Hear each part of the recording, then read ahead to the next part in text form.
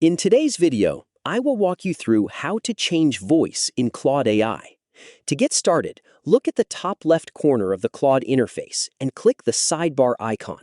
If the sidebar is already open, leave it as it is and continue to the next step.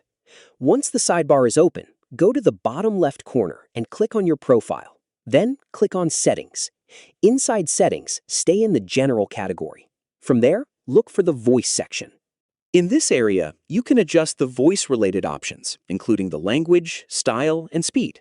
If you want to change the language, select the language option and choose the one you want to use. You can also adjust the speaking speed.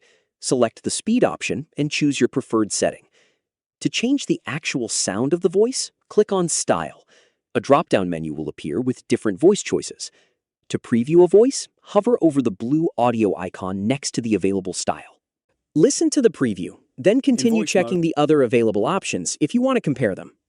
Once you have previewed the voices, select the style you prefer. After selecting your preferred voice, the new voice setting will be applied. You can also return to the voice section to change the language, style, or speaking speed again, and adjust the available settings to your preference.